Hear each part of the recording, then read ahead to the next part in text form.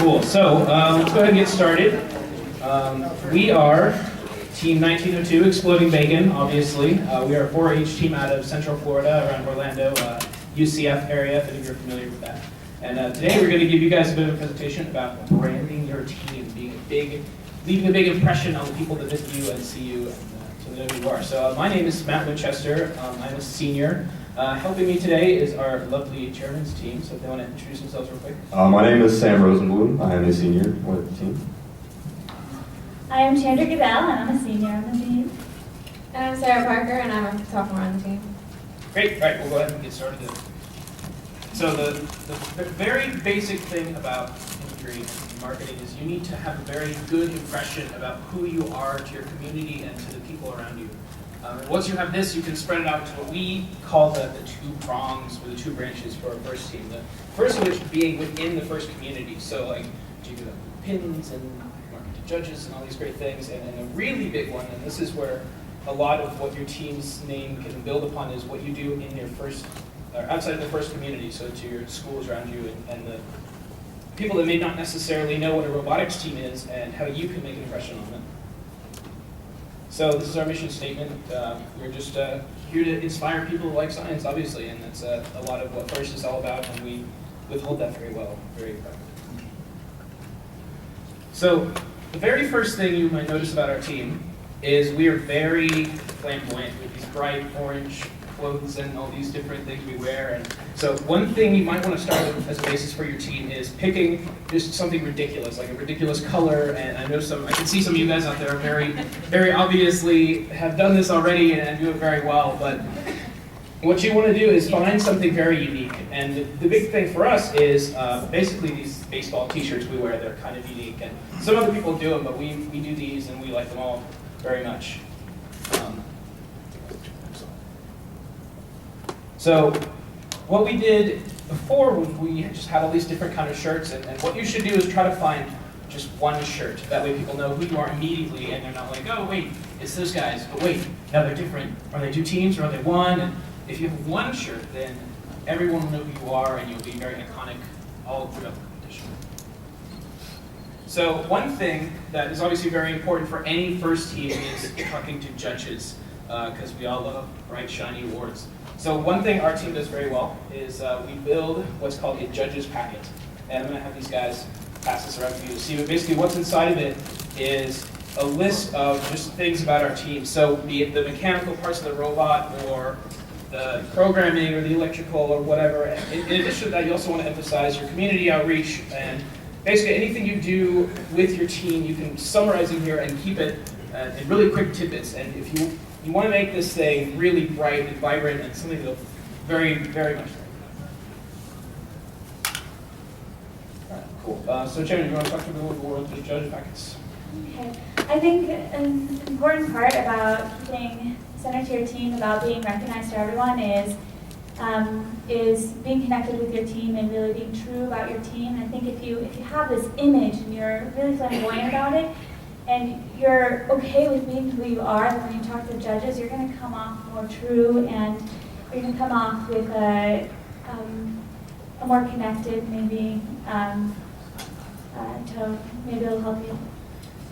Thank you. All right, so another thing we do, and we also give this to judges as well, is this year we have built an engineering design manual. Now what this is, some of you may have seen stuff like this before.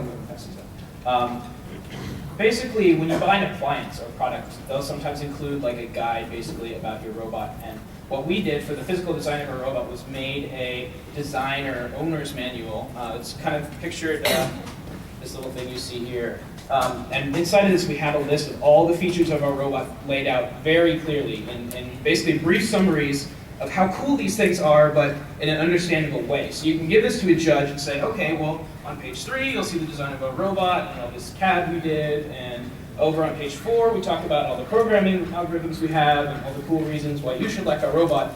And they'll have this so they can remember what you're doing, because telling them when they're in your pits are great, but when they go back and they have their meeting deciding who's getting these awards, if they don't have any real physical evidence to remind themselves, they're going to have a hard time, and you might hurt your chances that way. So it's a good idea to have something very physical, very brief. And I know that Well, some of the judges that came to our I just love this thing because we have all sorts of jokes in it. Like we named our robot Whammo after Whammo Frisbee because it was a ham, bacon. Yeah. So that's one thing that we like to do very well is make this thing relatable and something the judges can remember very well and is also very informative. One of the biggest things our team does is practice what we call judge whispering. And this is basically being able to talk to a judge and giving them really brief tidbits of information that are very important about your team. So telling them something unique. So you might want to throw in big words about design and excellence and being able to come up as very intelligent and maintain just a sense of integrity when you're talking to a judge. So what we have done on our team to ensure that students know all the questions possible that a judge could ask is we have what we call the PIC test. And I know this has kind of been a bane for me because I'm the lead programmer, and so I write the programming part of this, and I can do that just great. But then I go to take the PIC test, and on the community outreach part, I have no idea. And I just get cold feet. So it's a really good incentive and a good way to practice learning these things so you can remember. And Sarah's glaring at me, but yeah, so this is something very important, obviously, because if a judge asks you a question about your team and you have no idea, it's kind of awkward to just say, oh, Susie could tell you, but she's not here right now, come back later. Yeah, they're not going to like that. So it's a good idea that you, even at the very basic level, understand everything about your team that different judges could want, because sometimes judges will want to know technical stuff, and oftentimes they'll also want to know about your outreach and even your financial planning information. Also, it's very important to know about the game, obviously. Oh, our game. All right. So what we have done this year is, I'm not sure if you guys think this. Okay, great. I guess maybe Sarah should talk about this. Okay. Does this work? Okay. So, our team has a game. We play it usually on Thursday night before the judges come around on Friday. And what it is we try to have all of our teammates lined up like in a line or in a circle or something, and they all list a fact about our team. And the fact cannot be repeated, and if it is, you're out, and you have to stay and continue listening. So that way, so many facts about the team are given out, like sponsors, how many years you've been a team, everything that you can possibly want, a judge would want to know, you talk about it before the judge would ask. Okay, yeah, great, thank you. Cool. Okay, Sam is going to talk to you a bit about pins. All right, so quick background on the look of the pins and the look of the image. When we established our name in 2006 as a rookie team, one of the creativity side kicked into one of the moms on our team, one of the founding mentors, and she drew the design. So the creativity and the originality key definitely plays into effect with establishing your logo and your team. So we take the time to hand make our pins, gluing, cutting, process, writing, and then so we have our standard logo, and then a good way to segment the pins into the year's game is put something, a game element on the pin for that year. So we have our standard logo for the pin, and then we spin off into the game with putting either a game piece from that year. Let's say for basketball with the foam, the kind of foam that's like it's thin, but yeah, foam sheets like that you get at Target or whatever at a supermarket. Michael's Crafts. I don't know. I don't know. Yeah, I don't know. Yeah, I don't know what franchises are standard around the country, but you get the thin foam sheets and you create a game element from that year's game onto your standard look. So for the basketball game last year, we had little orange circles, and for this year we have red, white, and blue circles. And 2 years ago we had the first logo in square, circle, triangle. Yeah, I don't know that. Embarrassing. 3 years ago, soccer balls. We got little soccer balls. Actually, in the basketball game, we got like 3-dimensional soccer balls that we hang off the chain. So whatever you can play, you can spin off, do whatever you want with your standard look, but keep something different each year, but still stick to the same theme that your team has. What's your pin this year? This year it is a logo like this, and it's got a red, white, and blue frisbee off to the side, and then a little robot hanging down on the chain. Got one on my desk.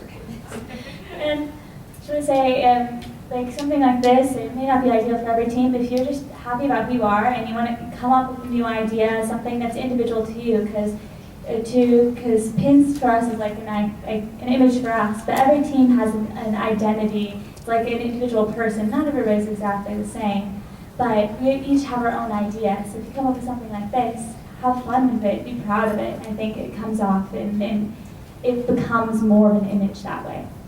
Yeah, it's very true. So one of the teams from Florida, that very iconic thing they do, Team Mars, they just cover everything in these blow-up little Martian dolls that stick off things, and they just put them all over the place. And you obviously know what that is because it's Martian. Cool. So one thing you can do to help other people know who you are at first is give away all sorts of just random stuff. So we talked about pins and buttons, but we made this year these robot cards. You guys want to hand these around? Now what these are is just a really simple, quick fact sheet about robots. So you can give these to scouters coming up to you and telling them everything that they might want to know about your robot, but they also look very professional. So you give these to them and they'll remember your robot and be like, oh yeah, so you're making these guys are so cool. Another thing that's become very popular in FRC recently is called Peer Awards. Now this is something we started a couple of years ago and I've really enjoyed doing, but basically you find something unique about your team and then make an award out of it and award other teams around you you've noticed for being exceptional. So we'll give out a Piggy Programming Award for people we think are really cool autonomous, or we'll give out a Rookie Award.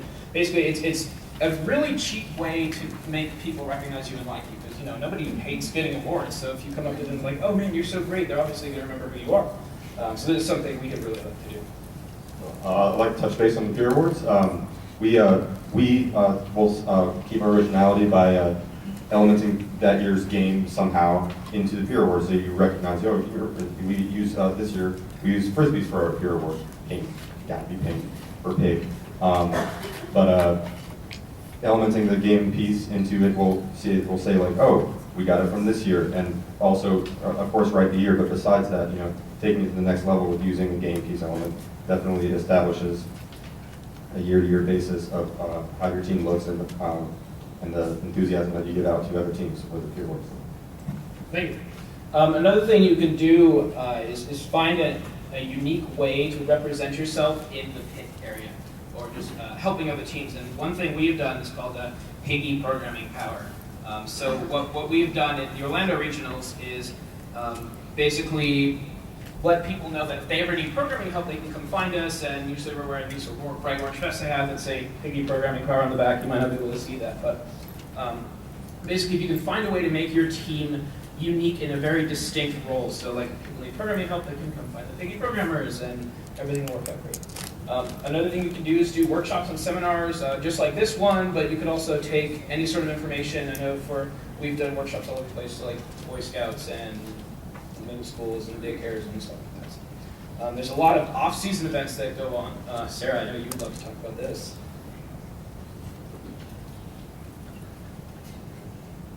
Do you not want to? Yeah, like the daycare. The St. Luke. Oh. Well, okay. So another... Sam, it's your turn. So with branding our bot, as you can see, it's all orange and and green as well. But with the look of our robot, we find the ways to not just make socially with our personal aspect how the team looks, but on the robot as well. Incorporate the team colors into our robot, so we take the time to powder coat and fabricate our laser cut machine, our robot with the team colors as well. So it definitely helps. Any way you could find a way to represent the team with your machine shop, with getting your parts in, is definitely a key factor with how your team looks and your image on the field and off the field as well. So. Thank you. Yeah, and obviously this laser cutting thing can kind of get expensive, and we're lucky enough to have a donor that cuts our parts for us. But we recommend you try to find some way to make your robot at least colorful and beautiful. And Like 1 year, I just remember something about the robot that they had like a character, I forgot his name. It's the Cookie Monster, and it was in like a garbage can, and it would come up every second. Like, it was an Oscar. There we go. And I swear, like, I still remember that robot. And it didn't have power coding or anything. It just had something on it that just like it popped. Like it was something different and unique to their team. Exactly. Another big one is pit identity. If you've been to our pit yet, you know it's very vibrant and orange and flashing and kind of ridiculous. And what you want to do with your pit is just put your name everywhere. Put your logo everywhere, make everything a certain color, whatever your team color is. You want to have something that not only pops, but is also very recognizable, that people will see that and go, oh, that's Bacon's pit, or oh, that's Mars's pit, or oh, that's Crunch's pit, and then you'll immediately recognize that pit, and you know you can tie that to the robot and the team, and if you just have like a really messy pit, people might not really recognize it, and if your logo isn't up on it, they're going to not really know who you are, and one of the biggest reasons for this is to impress judges. They love pits. If you have a cool pit, they'll want to stop by your pit, and then you can talk to them and trap them into talking to you. We love judges. So one thing we've come up with is we have this reoccurring mascot. Obviously, many of you have seen it. It's just the pig with bacon. Very specifically, that is Wilbur the pig, and he is all over the place. I'll take a picture of the back of my nose. You want to find something for your team that you can just put everywhere. I talked about Mars and the little Martians, but if you can find, I mean, anything to make very recognizable for your team and tie it in with a color so people will see that and immediately recognize who you are, and they can tie it into everything you represent and what you do, and yeah, it's a very good way, a simple way to find something unique about your team. Because I mean, a pig, you know, there's pig merchandise everywhere. It's easy to find pigs, and people like pigs because they're cute and It tastes good. they do taste good. Another big thing about your team is you want to be cheerful, like all the time. And a lot of people call this team spirit. And one of the biggest things we do is all these cheers and all these wonderful things that we say to each other. And one of our cheers is oink oink. Great. So you want to come up with a cheer. A cheer is super important. And if you have the time to come up with an original one, I would definitely encourage you to do it, because people will hear that, and if it's unique enough, they'll remember it, and then they can shout it at you and make you yell in the middle of the hallway all the time. But so this is obviously our cheer, oink oink boom. If you ever see any of us, just say oink oink, and I guarantee you we will just yell boom. It's kind of spontaneous. It's very weird. Like I've come home from robotics competitions and I've just been like walking around the mall or something, and I'll just hear someone go oink oink, and I just yell boom, and it's really weird because I'm just in the middle of a mall. So why am I yelling boom randomly? All places but an airport. Yes. We will typically, I think some of the guys on our team have responded, think about it. Yeah. Not as a side inside joke, but that's okay. And this is the dark side of having a cheer that you memorize, because like as we were flying up, I immediately went boom. Yeah. All right, so a mascot is obviously a very big deal. You can buy a weird costume from a costume store. You can have these made. You can make it yourself. There's lots of different ways to make very cool costumes. So yeah, so obviously all these are very unique and recognizable, and you would see this, and it's kind of funny, and it's a great way to basically tie your team into your theme. Ours is obviously a giant pig, but there's a lot of stuff you can do out there. So many unique ideas I've seen, just ridiculous some of the things people come up with, and it's wonderful. So yeah, I would encourage you to have a mascot, and you can go dance on the field with Barry. Cool. All right, Sarah. Okay. So marketing outside of FIRST is also very important. You have to get your name out into the community.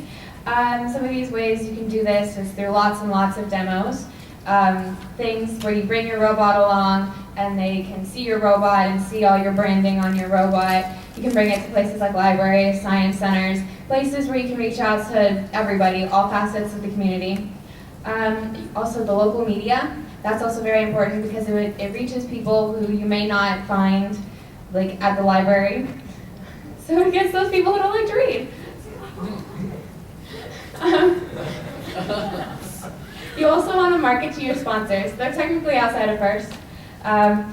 So you want to market to them by telling them what's going on with your robot, like newsletters, updates, big thank yous. Like we have a sponsor dinner that we host for our sponsors every year at the end of the year, and we give them a dinner, we wait on them, and it's a really big thank you, and it shows them how helpful they have been and what their money has gone towards and how it's created so many amazing things. Great, thank you. So one thing we do is Exploding Science. Which is also something in the community. Exploding Science is a program that we developed. What it is it's hands-on activities for elementary age students, and it's science. Okay, so it's 4 modules. It's chemistry, physics, simple machines, and alternative energy. And it's a way to get to little kids and tell them about science. And it's branded. It's Exploding Science. When people hear it, they know that it's exploding bacon because we branded it so well, and we come in bacon colors. Sometimes we've brought our robot. I mean, you just gotta brand everything. Great, yeah. And one of the things about this is these are kind of very simple. These aren't exactly the hardest things to do in the world, and you can take them very easily all over the place and have kids love you for making it. Cool. And the summer camp is also on this slide, up at the top. Okay, so what we did was we had a summer camp over the summer where we did Exploding Science along with Lego NXT Mindstorms. And these summer camps, that's the summer camps. So we went into a school and we did these summer camps with them. We did Exploding Science with them. We hosted a mini competition, and it's just a way to help get your name out along with spreading recognition of STEM fields, which is really important. Thank you. All right, I think we've got a question in the back. Going back to local media, how do you handle it if your local media is not generally strongly in favor of robotics teams? Ooh. Don't like the company. That's a hard one. I don't know how to answer that. I mean, I'd say show them what you've done. Like, find a way to show them how awesome it is, whether it's talking to them about how it's impacted you or showing them the award that you've won or something like that. Just find a way or find another place that maybe they'll be interested. Like, you could reach out to not just local, but you could reach out to national, or you could find some website that's frequented a lot and try to get them to push your name. Yeah, get members of your team to put your name out in publication, newspapers, websites, for news companies and for news organizations. So that's one way to get the word spread about your team and the events that you're participating in. So and then that's the way to get feedback. got a question? Actually, I had a follow-up to that. In print media, they're always looking to fill inches, so if you give them a press release already written, they will typically take that and they get a spot they need to fill, they'll fill it in. To get them to come interview you is a little more difficult, but if you give them something already ready to go, they'll use it eventually. Maybe Yeah. 6 months, but Yeah, sorry. yeah. Yeah, that's one of the things we're going to talk about is if you have a. Yeah, I have a question about how you guys start the camps for kids. She said, how did we start the summer camps for the kids? Okay, this actually started a while ago. Okay, so what it was is at the school, we did a demo for their Boy Scout troop. We took the robot with them. The kids loved it. We took FLL lots, and they wanted to participate. And the principal, he loved it so much that he wanted to have a summer camp at his school, open to not just his students, but to the rest of the community. And they provided us with a place. They provided us with kids. And it was just an amazing opportunity because of a demo that we did. Yeah, and we can tie that into a follow-up for your question. I mean, if your newspaper doesn't want to write about how great their future is going to be and how phenomenal these programs are going to help people, then shame on them that they don't care enough about how good these things are to write about it. That's pretty sad. Also doing demos in places like one of the demos we do is for Ultronicon at the Orlando Science Center, which is a big gaming thing.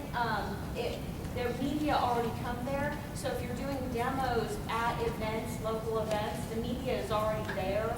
So that's one way to get media attention. Also inviting them to the regional in your area because they love coming out to that because they see the excitement and the enthusiasm and how much there and what's going on, I've rarely ever seen a news person not get enthusiastic about it. Usually they're all over the news and newspapers. We've had our kids in the newspapers because they come out and they see how it's like. Exactly. Sometimes also you know specifically who to send your press release to. Oftentimes local papers will have somebody who will cover education specifically. So if you can get the name of the person who is in charge of education news articles, send it specifically to that person. Yeah, very good point. Sorry, question? When you're approaching media that's unfamiliar with FRC, what elements of FRC should you direct their attention towards? Is it the outreach elements or is it the engineering side, like building the robots? I would definitely tie it to education, like she said. Any sort of engineering sort of education, STEM, they usually get pretty excited about. I'd say building us, because first is like training for future. So if you have that, then it's really impressive because first is a program to train future engineers and stuff and world leaders. Exactly. So another good way to get your name out is have a lot of media handy. So if one of these newspaper companies does hear about you and they want to know more about you, they can just visit a website. We have a huge presence recently. We've got a lot more popular stuff on Facebook and Twitter, and we've got a lot of followers now. It's just great. But you can, not only can you, sorry? Oh, that's right, with Pinterest too. There you go. But not only does Twitter and Facebook allow you to broadcast news, it allows you to integrate very closely with the FRC community, and you'll get people to follow each other and like each other, and then not only do you have ties to other FRC teams, but now you're just part of a broader network where people, so say that news article does come check out your team, now they say, oh wait, they're part of FRC Robotics, and oh my gosh, this thing is just huge. So this can work very well in your advantage to not only make you look better, but make everything about FRC look better. And another thing is like Facebook, lots of people have Facebook, so like your members of your team might have it. So if your team shares something and one of your students wants to share it, like I shared my chairman's video, and like I had kids from school that like they saw the video and they were like, wow, that's cool. It's a way to get your name out, like indirectly, like within your school. Was the judges' packets and the owner's manuals floated around everybody? Has everybody seen them? No. Yeah, if we have some more. Yeah, we have some more. The owner's manuals. There's these. We just need them back afterwards. What section is it? Was it in the owner's manuals? Yeah, good with those.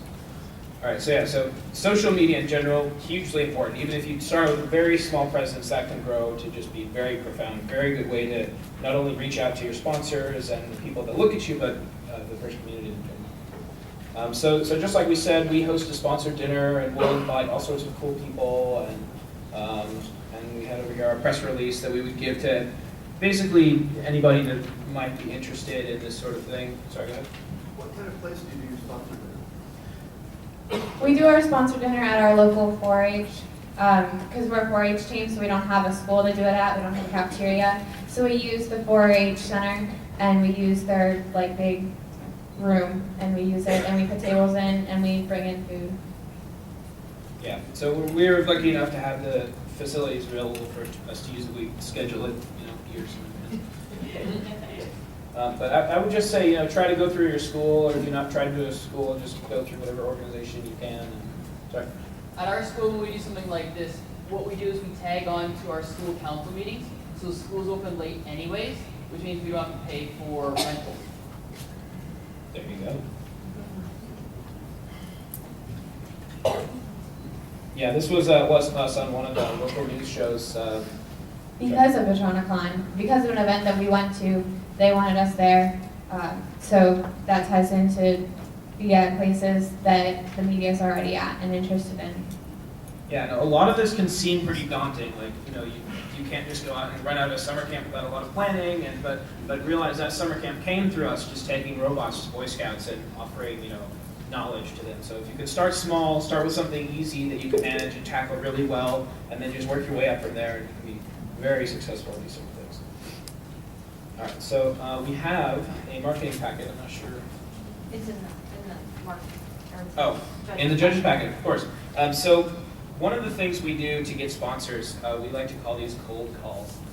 And basically what you kind of got to do sometimes is you just literally have to call them up and say, hey, I am with an amazing organization, we have an amazing team, you should give us money and here's why, and you should just Not lay those it out exact for them. words.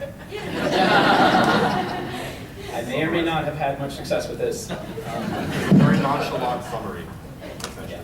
So you want to reach out to these people and just let them know how amazing you are, because FRC really is an amazing organization, and we have a lot to offer, not only your sponsors, but the world in general, and nobody would not want to be a part of this. You just have to help them realize just how amazing this is. Sometimes it just takes overcoming a little social anxiety and just making that call. So it can be pretty daunting sometimes. I was asked to call like Lockheed Martin or something when I was 13, and I was like,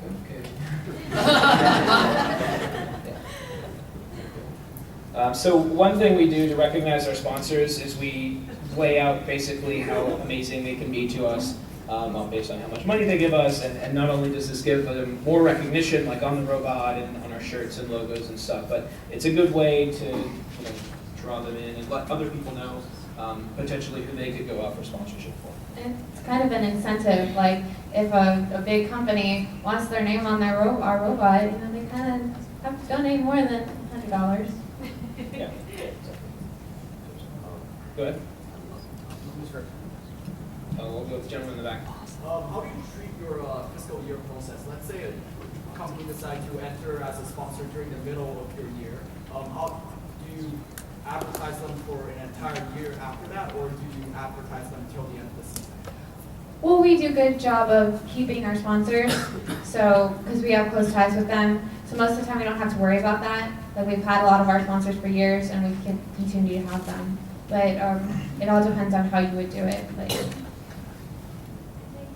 once we have a sponsor, we really make an effort to give back to them. So like we invite them to all of our regionals. We do events, we do demos at their places and stuff like that. We just try to give back as much as we can because they give so much to us. Yeah. So basically, like you see here, if they meet any of this criteria, then from that point on, whenever we make a new publication or a new T-shirt or a new presentation, we'll include their name on it. And if they don't sponsor us anymore, and hey, it happens, you may lose sponsors, and that's part of life. We try to keep them very much, but we just don't put the name on the T-shirt anymore. Yeah. Sorry, go ahead. So how much are you able to fundraise in a year? We have made. Hey, Joyce, this is for you. Off the top of my head, we probably had sponsorship money come in from big corporations close to $30,000. All right, so close to $30,000. Thank you. Yeah, there you go.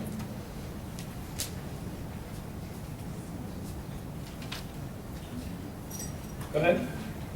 When you approach a sponsor, do you treat yourself more as a marketing medium for them, or do you treat yourself as a sort of an opportunity for them to invest in something really cool and for them to do something really good for the community? Definitely the latter. Yeah, I mean, you do want to have a good plan behind it, and marketing is very important. But you want to approach some of these people, from an educational perspective, and that not only appeals to more people I've found, but it also makes them look better. You're not really an investment business-wise. You're an investment in the future, and it will help business, obviously. But you should really focus more on how amazing it's going to be for the community.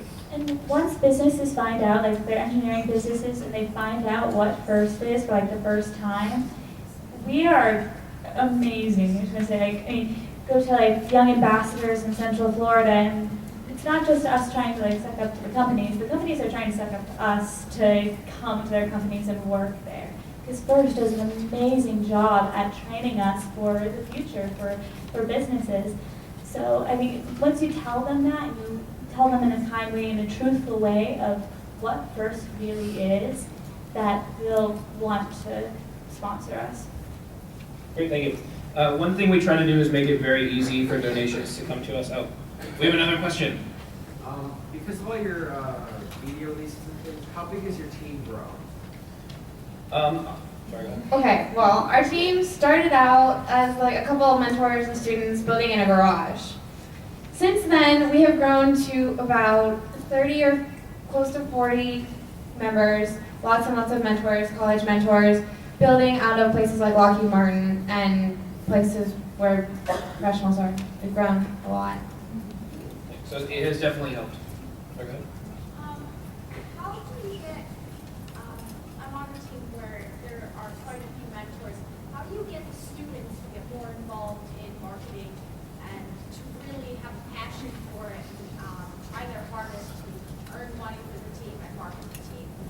good question. Let me jump back a couple slides to this cold calls thing. Sorry. Okay, what I was just gonna say is we have meetings and we say, okay guys, this is super important, here's why, here's how to make these calls, and you just try to make it easier for the students and they'll feel more inclined to do it, just to explain the importance of it and how really this isn't scary. You know, I may have been scared to call Lockheed, but at the end of the day, they wanted to help us, they love doing this sort of thing, and it wasn't a bad thing. And I think a lot of it has to do with leadership. Like, I think there's importance of not just giving somebody and telling them something is mandatory. That came up in the chairman's speech before this. And if they really don't have the passion for it, I think if you give it to them, they're probably not going to want to do it. They're probably not going to do it to their fullest extent. But if you tell them why, if you tell them, hey, these people are, like, they give us money, they help us run how we, like, that's how we function, then you can find a way to motivate them and for them to have the drive that's not going to be just, this is mandatory. And I'm sorry, to touch base on your question, there's the student leadership, when it segues over every year, the new student leaders always need to be feeding back to the new members of the team, so that you can influence the new members to find their niche in the team, start a little bit more broad, and then once the students will find their niche or what they're passionate about for a subcategory of the team, then that's where they should start to fully develop their passion for what they want to do with the team. All right, thanks. One of the things that we do that we really focus on with our students is making sure that they know how to talk about their team. We do a lot of professional demos. We do IBM's conference. We do PTC Users Conference. We do a lot of professional demos. And the mentors, we stand back. We make sure our kids are trained to talk to professionals. They can talk to students. They can talk to people that know absolutely. They can talk to a 5-year-old about the robot, and they can talk to an engineer who's been in the field. They can talk to the president of Lockheed Martin, so that they're comfortable. They know what they're talking about. They know how to talk to them. They're not afraid to talk about what their role is on the team, how important the team is, and how important even if it's or how important it is to sell it. So we make them do things like this, do the presentations and that sort of thing, so that they have just an immense sense of comfort with talking about their team. If they can't talk about their team, it's hard for them to get across their passion for it to somebody who wants to sponsor it. If the sponsors don't see your kid's passion for what they're doing, it's harder to get the sponsors to get involved with it. But once they see the kid's passion for it, and listen to the kids talk about their stories, it's much easier to sell. Right. A couple questions going back. Also, you can say there is a personal benefit to the students from fundraising too, that less money comes out of their pockets when it comes to traveling. The more money that's in the budget, the more money is there to offset travel costs. That is another excellent point. So was there another question? We're like but going back to the demos, as a team, we want to have lots of demos, but it's hard in logistics getting students out of class, finding time to get a trailer and a mentor to drive the trailer to the robot. Do you have any tips for streamlining logistics for demos? Well, I mean, do you have to have a trailer? Like, sometimes our robots fit in the back of our mentors' cars or our parents' cars, and we just have, like, the kids that are able to go, we have it put into their parents' car, and when they drive off and go do the demo, they can bring the robot with them, and it's not as much of a hassle. And if things don't always have to be in school. We're not exactly familiar completely with like a school logistics because we're actually a 4-H team, so we don't have the same logistics to work around. So I don't feel comfortable exactly telling you what to do on that. Do you have a question? Yeah, no, I was going to add to that. My team is currently, we kind of stopped in order to prepare for this season, but we are building a community bot specifically, so it's easy to transport. We can do a bunch of cool stuff to actually show off, and it's very portable. And what we end up doing is we find, because we come from more than one high school, so what we'll do is we'll take it to the high school, because generally they're very willing. We'll put it in the lunch hours, so that way our students aren't actually missing anything at all, and everybody can go around and see it during the lunchtime, class time. Good point, yeah, and then we kept a specific robot from 2010, just because it was a little smaller, so, yeah.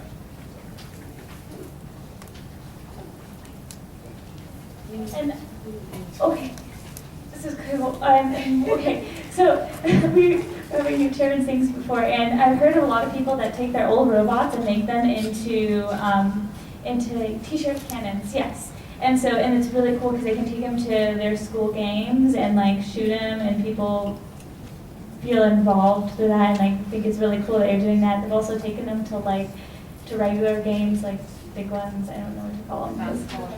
Professional level, yeah. Very good. All right. This goes back to the sponsored dinner I was talking about earlier. Yes. Yeah. Well, so we talked about this. Basically, you just want to make sure once you have the sponsors that they absolutely love you. So invite them to come out to competitions and see a robot. You may not have to host a sponsor dinner. We like doing that, but basically just keep them updated on everything you're doing. Send them pictures of you and send them all the awards that you get.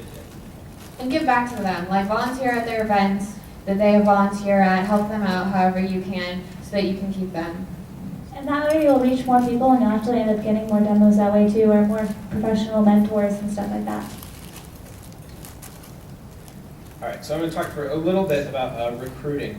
So one of the things we did, and we've done over the past couple of years, we call it Mall Madness, where basically we hooked up with our local mall and we clear out a floor in one of the hallways, and then we host a robotics competition, a FLL competition, off-season event there. And then not only is it tons of fun, and we get a lot of people to come out and we help volunteer and run it, but it also kind of opens up people to, oh my gosh, Bacon is so cool, they hosted this robotics event for us. So a lot of the user base you can reach is in FLL, and there's tons of them here, so go say hi.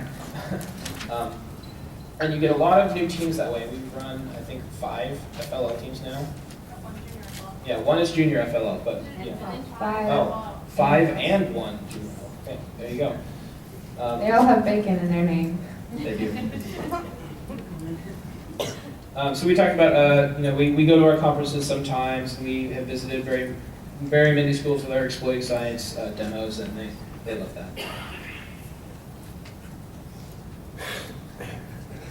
Yeah, so the more outreach you do, and these are pictures from Otronica, the better time you're going to have getting people to like you and recognize you as a team, and basically just being involved in your community. So we've done a lot of stuff. I recommend that you just basically try to find anything you can do, any local organizations that are looking for volunteers to run something or help, and just go to them and say, hey, we're a cool robotics team, can we help you run something? And you might even get to meet me.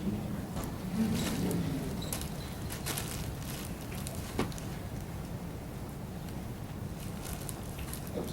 Okay, so this was just a list of all our outreaches.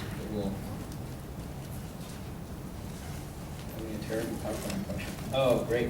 But yeah, so there's just tons and tons of things that we've done, and obviously we're a pretty old team, so this could be daunting to newer teams, but just, try to find, like I said, something very simple you can do and manageable, and people will enjoy it.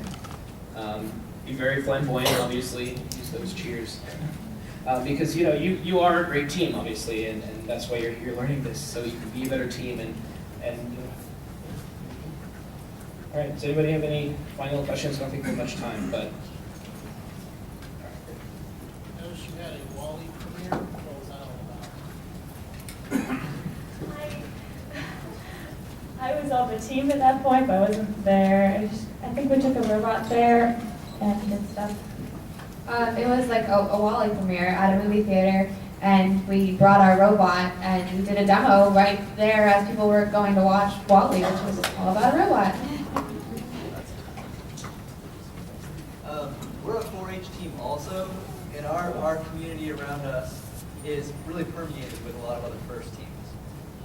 So since we're not connected to a school, recruiting is pretty hard for us. And we do like FLL events and a lot of Lego stuff, but it doesn't seem to be carrying over. Do you have any suggestions on how to get more students involved? Do you have an FLL team? Yes, we do. That's interesting. Yeah. hold them tighter. Yeah, I don't know. Yeah, because there aren't very, I mean, there are a lot of first teams in Florida, but we do cover a pretty big geographic area, and even though we're that huge, we relatively don't have very many students per capita. And we cover 5 different counties. We have Homeschool. and homeschoolers. Homeschoolers don't have school. Yeah, we Yeah, primarily. we have people coming from 5 different counties in the Florida area on our team. So how do you get the homeschoolers then? Yeah. Library demos, we got a lot of them through library demos. Maybe there's some public demos. I think public, I think there might be homeschooler events sometimes, I'm not sure. Yeah, the homeschool works. Very many other team members joined us through Electronicon as well. And probably time for one more question. Sorry. You in the back, I think. I was just going to comment that we see that they're familiar with the first use area. You can reach outside of that area with your sponsors too. I think it's something like NASA and EDC and things, they're not in our area. But obviously, there's sponsorships. For sure. We'll get your question, sorry. So on our team, our media sub-team is really like separated from the rest of the team. How would you recommend that we kind of like get the rest of the build team like engaged in what we do and want to see stuff on the website and all that kind of stuff? Brute force. I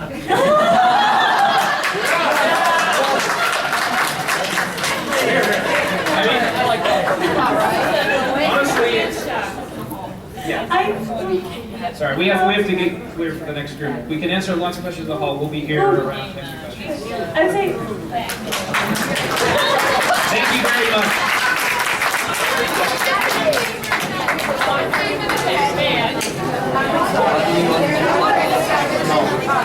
We would also like our judges packets and stuff back. Oh yes, please, if you have any sort of team information from us, if you bring it up to the table, appreciate it.